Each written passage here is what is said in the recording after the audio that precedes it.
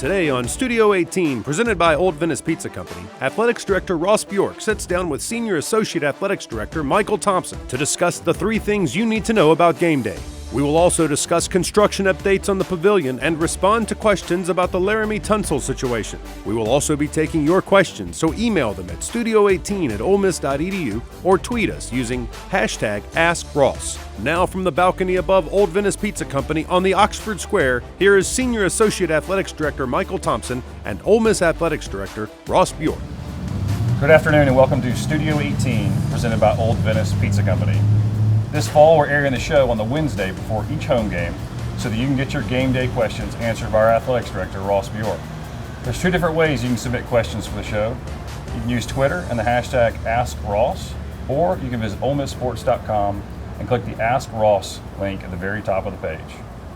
Ross, thanks for being here. Absolutely. What a great setting. This is our first outdoor Studio 18. I believe it is. We're above Old Venice Pizza Company on this historic square. No better place to be than It really Oxford is. The Square. weather is unbelievable. It's an amazing setting. Yeah, we're going to talk a little bit while we're here later, but we've been using this show to talk through the 3 things to know about game day in addition to some other things. And so the 3 things video is going to come out Wednesday as well as Studio 18. But the first of which is the bag policy. Yeah. Tell us a little bit about that. As we've talked about throughout this show, and the reason why we do the 3 things video is you can never over communicate enough, and that's really been our platform, I think, since we all got here 3.5 years ago. And so the bag policy is really a standard that's set by the NTSB. They have strict policies for airports, for train stations, for public venues, and it really follows that policy, and it really says no backpacks allowed. If you can put something on your back, it's not allowed inside our stadium. And there's extreme measures. We saw that at the Music City Bowl, where if you wanted to have a bag brought inside, it had to be a clear bag, right? So the NFL takes it to a whole nother level. We've decided to really follow the no backpack policy. So if it straps to your back, if it's a satchel, a traditional backpack, a string bag, you can't bring it in. Right. And it's as simple as that. And unfortunately, over the last couple of years, it really just hasn't been enforced. We have a new security team this year. They're enforcing it, and we've really got to just have the safety and security of all of our fans at the utmost responsibility for our team, and that's why we have this no backpack policy. So it just has to be enforced. There's no other way around it, and we're going to try to be more consistent with all of our security team and make sure that they do the right things as well. So it's an ongoing process, but our fans need to know if it straps to your back, you can't bring it in, and it's as simple as that. Yeah, just don't come to the gates. Leave it in the grove. That's or right. Put it in your car, anything like that.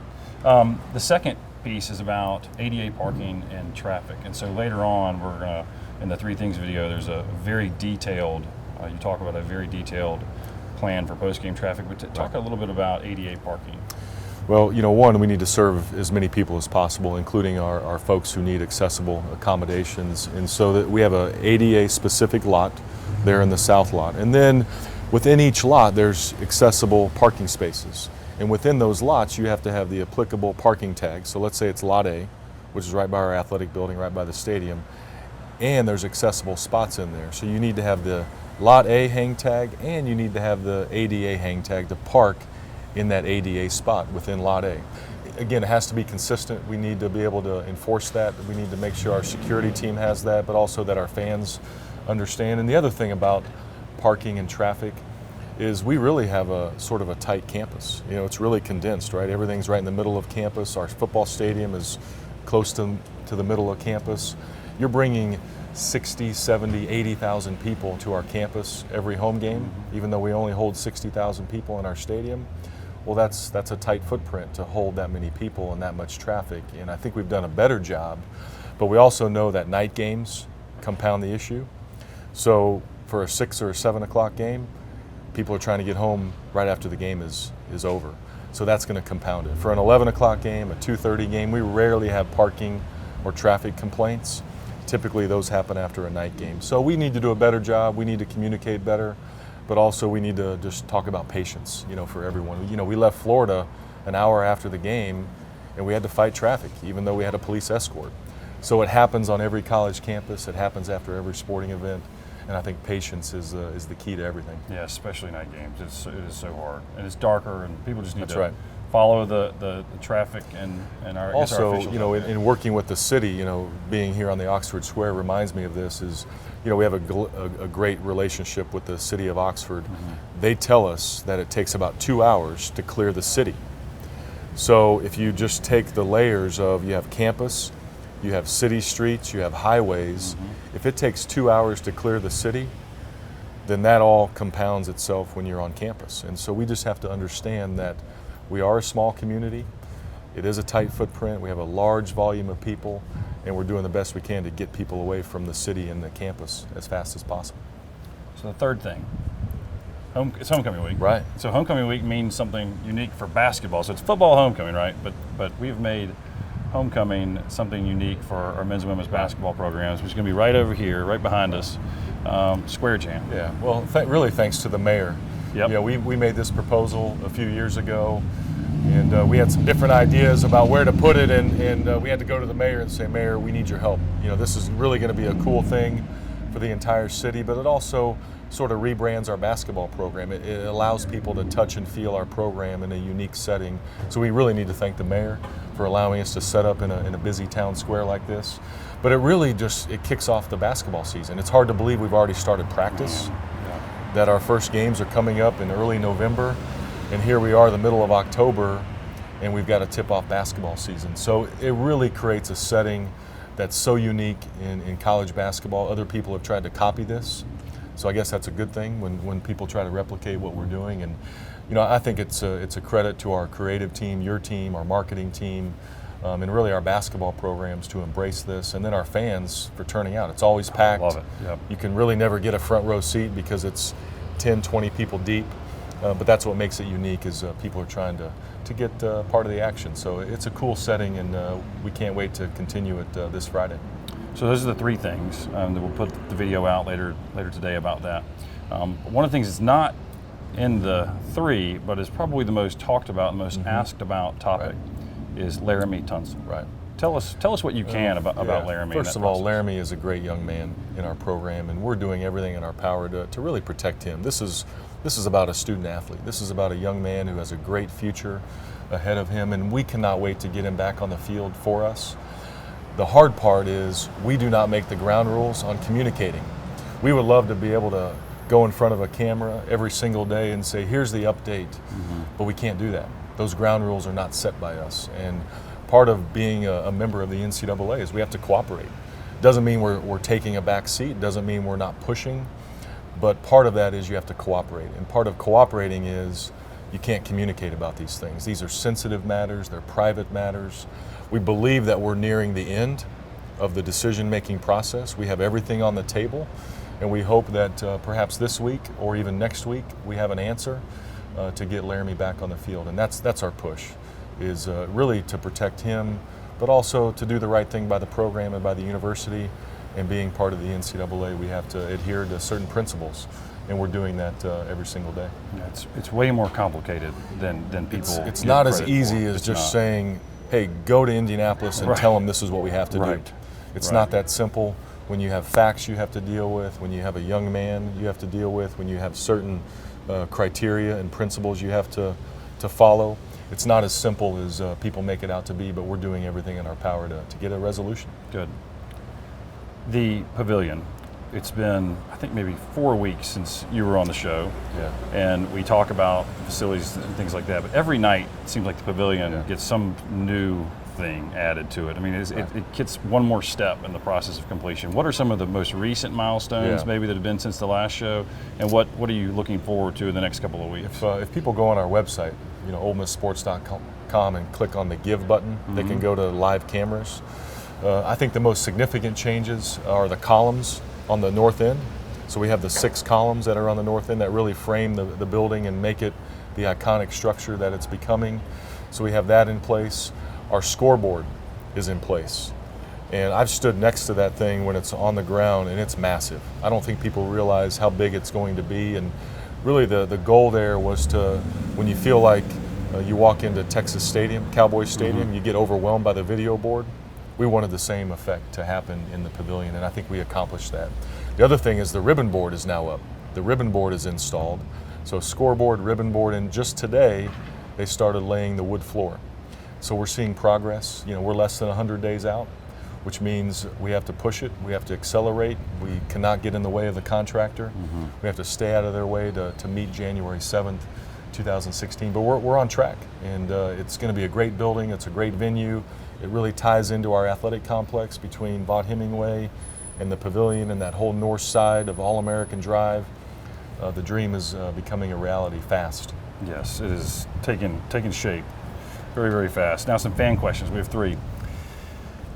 Several people, and this is just from one, but we have gotten a lot of emails or calls this year about the seat back cushions. What should fans do when they have a problem with their seat back cushion? Really, the best thing to do is go to olemissfb.com, and we have a comment section, a feedback section. Click on there. We follow everything. We log everything. We send it to the appropriate person. So if there's an issue like that, that's the best thing to do. In real time, find an usher. Find somebody in one of our uniforms that can help maybe in real time on game day, but the best thing afterwards, olemissfb.com, and we'll get on that right away. And there's a location for the IMG college seating in the stadium too, so you Correct. can go visit that. So how has I guess we're 3 home games in, right? How has the Grove setup been so far? Based on the feedback, I think it's been great. I think people have gotten their spot that they've had for years, if that was the case. I think the setup has been much better with our tent vendors, with our fans. I think the 7:30 time has worked out really well. So obviously we'll collect all that feedback, but based on what we've heard so far, we really think it's gone as smooth as possible. We hope that we have game day coming up, and so that'll provide a little bit of a wrinkle to some of that planning, but that's a good thing when college game day is here. And so we think it's been great. And again, feedback is important. Let us know how things are going. We want fans to respond, but so far it's been really smooth. Last fan question, or actually 2 more. We get some complaints about music in the Grove, and there's the no amplified music policy. So if you're near another tent, and I guess that tent has got music that's just really I guess impacting your experience, what should you do? Really, the best thing is, do not handle that yourself. Find a UPD officer, find somebody from our security team, and let them handle it. Let them deal with it accordingly. They're trained to do that. They know how to conflict resolution, and so let them deal with it. That is the best way. Just find somebody in the Grove that can handle it, and hopefully it'll be taken care of right away. And then finally, what time will Grove Loop and University Avenue close on Saturday morning? With an 11 o'clock game, we're sticking to that 3-hour window. So 8 a.m. It'll close at 8 a.m. this Saturday for that 11 o'clock game. 8 a.m. to vehicles. So 8 a.m. to vehicles, Grove Loop and University Avenue. Thanks so much for being here. Absolutely. Thanks to Old Venice for letting us come up here and shoot this week's show for the first time on the Square. Stick around for a quick update on what's going on campus this week and this weekend. And also stick around for a sneak peek of the season. Thanks to Old Venice, and we'll see you in 2 weeks on Studio 18 Live. This week on campus, Friday night, Coach McRoberts and the Ole Miss volleyball team are back in action at the Gillum Center to host Georgia at 6:30. Also happening Friday night, the 4th annual tip-off to the Ole Miss hoop season, Square Jam. The event is happening on the historic Oxford Square and is set to begin around 6:30. Then Saturday, Hugh Freeze and the Rebel football team take the field against New Mexico State. The game is sold out. For tickets, visit official ticket partner vividseats.com. And finally on Sunday, Coach Mott and the Rebel soccer team head back to the pitch to host South Carolina at the Ole Miss Soccer Stadium. Kickoff is set for 7 p.m. Don't forget to join Hugh Freeze and David Kellum every Monday night at Buffalo Wild Wings for Reb Talk, beginning at 7 p.m. New this fall, watch the best college football show in the country every Wednesday at Rafters on the Square. This year, the Emmy Award-winning show The Season will premiere its weekly show on the rooftop of Rafters located on the Oxford Square. Admission is free. Do you have a little Rebel? Then sign them up for the Rebel Kids Club. The Rebel Kids Club is the official youth organization of Ole Miss Athletics. Membership benefits include free tickets to select Ole Miss sporting events, special members-only invitations, and the official Rebel Kids Club t-shirt. For more information or to sign up, visit rebelkidsclub.com. Make sure you download the app for Real Rebels and start earning points and prizes just for going to Ole Miss sporting events. You could be the lucky winner to travel with the football team next year when the Rebels take on Vanderbilt. Download the Rebel Rewards app today by searching Rebel Rewards in the App Store and downloading. Today we did an interview with WTVA, Newswatch 99. Yesterday we did print interviews with AL.com. Clarion Ledger has called. Now the season. The night that Ole Miss beat Vandy, now I said we hear Gainesville PD has jokes. Right like that, they responded back. And they came back and said, so you want to come to our house, meet Officer Williams? He's one of our small guys, 6'8", 315. That's much a man. You come at him with, hey, Gainesville, since it's fall, y'all may want to break out your warm winter clothes. It's in good fun. It gets to show our spirit.